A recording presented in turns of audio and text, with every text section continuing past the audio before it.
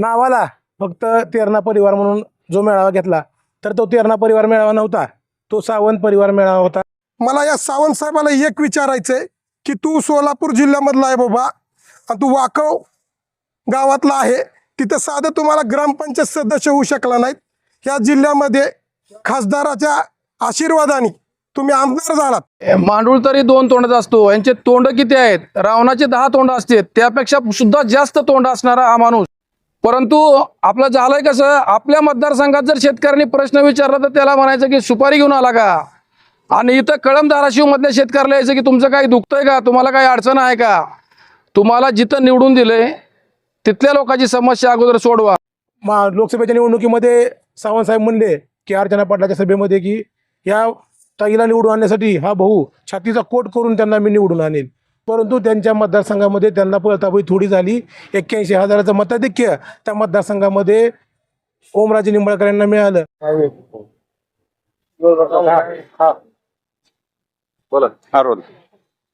परवा तेरणा कारखान्यावरती जो शेतकऱ्याच्या नावाने मेळावा झाला, तो मेळावा मोठ्या अपेक्षेने शेतकरी आले होते की 12 वर्षापासून कारखाना बंद पडला होता, हा कारखाना सावंत साहेबाच्या माध्यमातून चालू झाला आणि शेतकऱ्यासाठी काही योजना, काही आशेचा किरण यामधनं आपल्याला मिळेल या भावनेपोटी शेतकरी तिथं गेले। परंतु तिथं गेल्यानंतर फक्त आणि फक्त हा शेतकरी मेळावा नसून हा सावंताचा मेळावा होता, हे लोकांच्या बोलण्यातून सिद्ध झालं।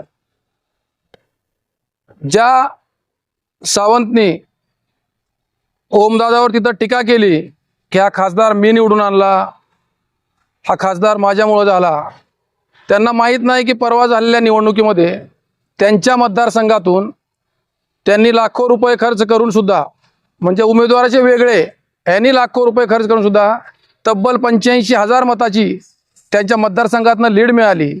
आणि लीड मिळाल्यानंतर ते म्हणले की नाही नाही मी अर्चनाताईचं कामच केलं नव्हतं। तर नेमकं यांची भूमिका काय आहे? मांडूळ तरी 2 तोंडाचा असतो, यांचे तोंड किती आहेत? रावणाचे 10 तोंड असते, त्यापेक्षा सुद्धा जास्त तोंड असणारा हा माणूस प्रत्येक वेळेस वेगवेगळं बोलायचं, प्रत्येक वेळेस वेगवेगळं बोलायचं।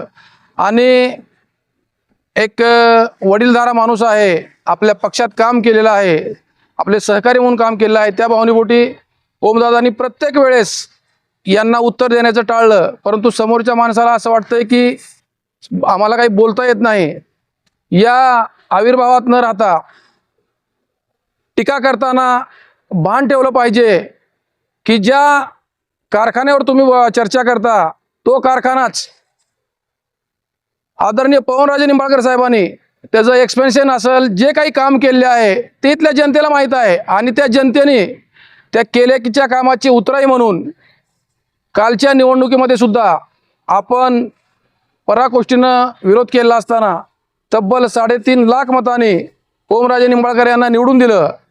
परंतु आपलं झालंय कसं, आपल्या मतदारसंघात जर शेतकऱ्यांनी प्रश्न विचारला तर त्याला म्हणायचं की सुपारी घेऊन आला का, आणि इथं कळंब धाराशिव मधल्या शेतकऱ्याला यायचं की तुमचं काही दुखतंय का, तुम्हाला काही अडचण आहे का, तुम्हाला जिथं निवडून दिलंय तिथल्या लोकांची समस्या अगोदर सोडवा आणि त्यानंतर आपण इकडली समस्या सोडवा। प्रत्येकाला म्हणायचं माझ्या पक्षात मी तुला आमदार करतो, ही या जिल्ह्यातील जनता निश्चितच येणाऱ्या महिनाभरामध्ये बघणार आहे की आणि किती जणांची सुपारी घेऊन आमदारकीची तिकीट फायनल करायचा प्रयत्न केला आहे ती जनता बघेल, आणि येणाऱ्या निवडणुकीमध्ये कोण लोकनेता आहे हे निश्चितच दाखवून देईल। माझी या आपल्या माध्यमातून एवढीच विनंती आहे की यांनी 2 महिने आपल्याला जनसेवेसाठी राहिले आहेत, तेवढं काम करावं। 2 महिन्यानंतर आपल्याला या भागातील भूमपरंडावासीमधील जनता कात्रजचा घाट उतरू देणार नाही, याची नोंद घ्यावी। धन्यवाद। आपल्या जिल्ह्याचे पालकमंत्री तसेच महाराष्ट्राचे आरोग्यमंत्री यांनी तेरणा कारखान्यावर शेतकऱ्याचा सभासदाचा मेळावा घेतला, आणि शेतकऱ्याचा एकच भावना असती की या माणसानं कारखाना ताब्यात घेतला आणि काहीतरी शेतकऱ्याचा फायदा करावा, ह्या उद्देशाने शेतकरी तिथं आलेले असतात। परंतु त्यांचं तसं काही नव्हतं, त्यांचा एकच उद्देश त्यांनी विधानसभा डोळ्यासमोर ठेवून या जिल्ह्याचे लोकप्रिय खासदार ओमराजे निंबाळकर, लोकप्रिय आमदार कैलासदादा पाटील, फक्त यांच्यावर निशाणा ठेवण्यासाठीच ह्यांनी मेळावा घेतलेला होता. तर मला सांगण्याचं एक तात्पर्य आहे की बाबा, तुम्ही इथे विकास करायला आलात तर तुम्ही विकास करा. आमदार साहेबावर तुम्ही वारंवार टीका करता, तसंच खासदार साहेबावर टीका करता. तुमचे राजकारणाचे प्रश्न वेगळेच असतात आणि तुमच्यावर आईवडिलांनी कसे संस्कार केलेत हेच मला कळत नाही. की ते खासदार साहेबाला हमेशा म्हणतात की बाबा, तुम्ही पक्षामध्ये की काम करत असताना तुम्ही बाप किती बदलले. मला एक म्हणायचं आहे की सावंत साहेबाला शिवसेनेमध्ये कुणी आणलं तर खासदार साहेबांनी आणलं.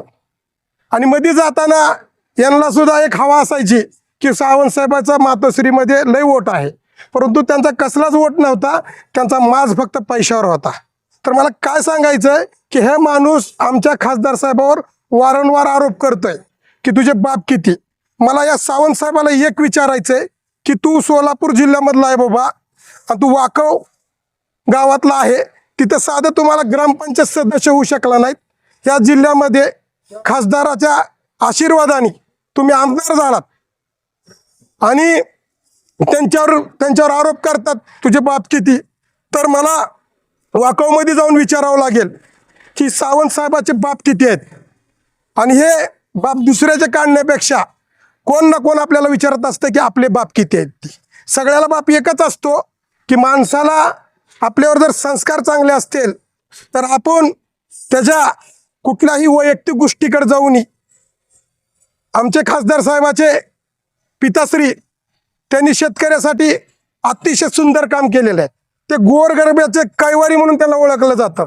आणि तशा राजाच्या पोटी घेणाऱ्या खासदाराला जर तुम्ही त्याचा बाप काढत असाल तर आम्ही तुम्हाला कदापि माफ करणार नाही. तुम्हाला जर वाटत असेल की आम्ही किंवा बंड केलं आणि तुमचा आम्ही पराभव करू, अरे लोकसभेला आम्ही पाहिलंय की तुम्ही काय पराभव केलाय.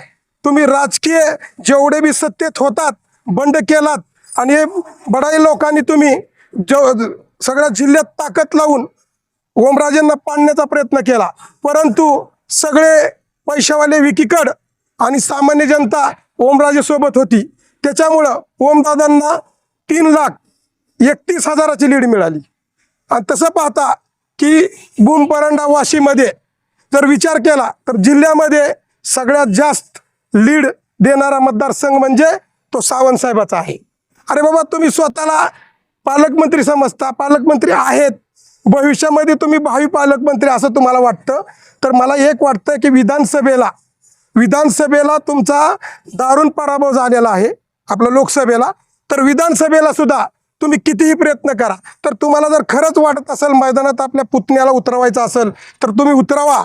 तुमचा पराभव, तुमच्या पुतण्याचं जर आम्ही डिपॉझिट नाही जप्त केलं तर आम्ही शिवसैनिकच सांगणार नव्हतो. मला सांगण्याचं एक तात्पर्य आहे की बाबांनो, तुम्ही विचार करून बोलत जावा. ह्याच्यानंतर जर तुम्ही थांबवलं नाही तर आम्ही तुम्हाला तुमच्या गावामध्ये येऊन तुमची काय लायकी आहे ती सांगण्याचं आम्ही समोर येऊन सांगू की काय असतंय ते. जय हिंद, जय महाराष्ट्र. सर्व डोके येते तेरणा कारखान्यावरती नावाला फक्त तेरणा परिवार म्हणून जो मेळावा घेतला तर तो तेरणा परिवार मेळावा नव्हता, तो सावंत परिवार मेळावा होता. त्याच्या माध्यमातून त्यांचं एक कट कारस्थान आहे की त्यांना काही झालं की आज मला वाटतं की 288 जर जागा यामध्ये त्यांच्या घरात जर 288 सदस्य असते तर या महाराष्ट्रामध्ये त्यांनी 288 जागा लढवल्या असत्या. आता त्यांना वाटतं की आपल्या पुतण्याला या भागामध्ये उभा करायचं आहे. परवा दिवशी त्यांनी त्या मेळाव्यामध्ये कैलासवासी पवनराजे निंबाळकर साहेबांवर टीका केली, खासदार ओमराजे निंबाळकर यांच्यावर टीका केली की त्यांच्या कैलासवासी पवनराजे निंबाळकर यांच्या हत्येविषयी त्यांनी वारंवार आतापर्यंत लोकसभेमध्ये पण इलेक्शनमध्ये त्यांनी टीका टिप्पणी केली. परंतु मी तानाजी सावंत यांना सांगतो की बॉयलर कोंबडीच्या पिल्ल्याला पापाचं महत्त्व काय माहीत आहे की कैलासवासी पवनराजे निंबाळकर यांचं काम या जिल्ह्यातील सर्व जनतेला माहिती आहे की गोरगरिबांचे कैवारी म्हणून कैलासवासी पवनराजे निंबाळकर यांचं नाव घेतलं जातं. लोकसभेच्या निवडणुकीमध्ये सावंत साहेब म्हणले की अर्चना पाटलाच्या सभेमध्ये की या ताईला निवडून आणण्यासाठी हा भाऊ छातीचा कोट करून त्यांना मी निवडून आणेल. परंतु त्यांच्या मतदारसंघामध्ये त्यांना पळताबळी थोडी झाली.